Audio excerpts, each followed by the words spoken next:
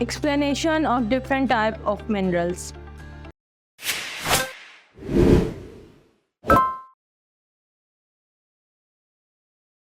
Assalamualaikum students, I welcome you all on the platform of Digital Academic provided by Moonlight International Publishers. आज का हमारा topic जो है lecture का वो है मिनरल्स और उनकी डिफरेंट टाइप्स हमने स्टडी करनी है। आज क्या है देखेंगे, मिनरल्स को उनकी केमिकल प्रॉपर्टीज़ की वजह से या उनकी फ़िज़िकल अपीयरेंस की वजह से डिफरेंट टाइप्स में डिवाइड किया जाता है। जैसे कि इनकी फ़िज़िकल प्रॉपर्टीज़ हैं कि हार्ड कितने हैं, कलर क्या है, चमक कितनी है इसमें, ये सारी चीज़ें इन्हीं बेसिस की बिना पर और इनकी केमिकल जो कंपोजिशन है उसकी बेस पर डिफरेंट टाइप्स हैं। मेटल्स की 3 डिफरेंट टाइप्स में डिवाइड किया जाता है इनको। सबसे पहले हैं मेटालिक, नॉन मेटालिक और फिर एनर्जी मेटल्स हैं।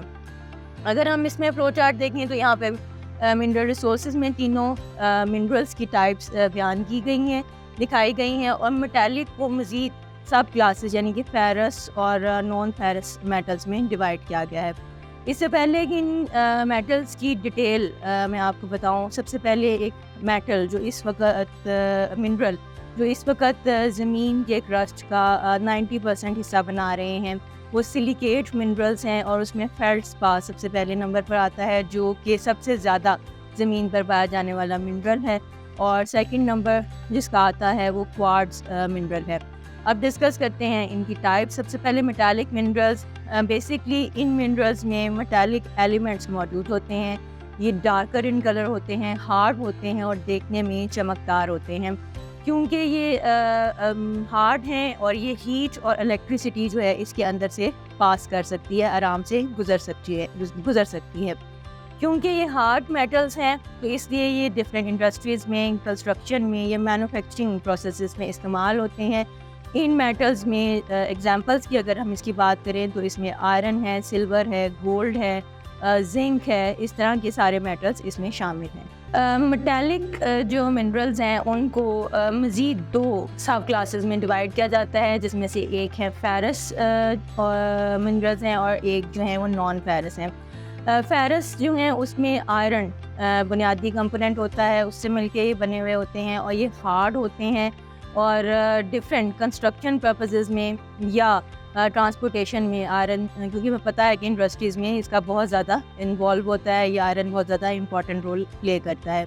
अगर हम नॉन फेरस की बात करें तो इसमें आयरन बुनियादी कंपोनेंट नहीं होता, यानी कि इसमें गोल्ड, सिल्वर, एल्यूमिनियम, जिंक वगैरह जो मिनरल्स हैं वो इसमें शामिल किए जाते हैं। और ये बिल्डिंग रूप्स की बिल्डिंग बनाने में या पाइपलाइंस बनाने में इस्तेमाल होते हैं। सेकंड जो टाइप है वो नॉन मेटालिक मिनरल्स की है।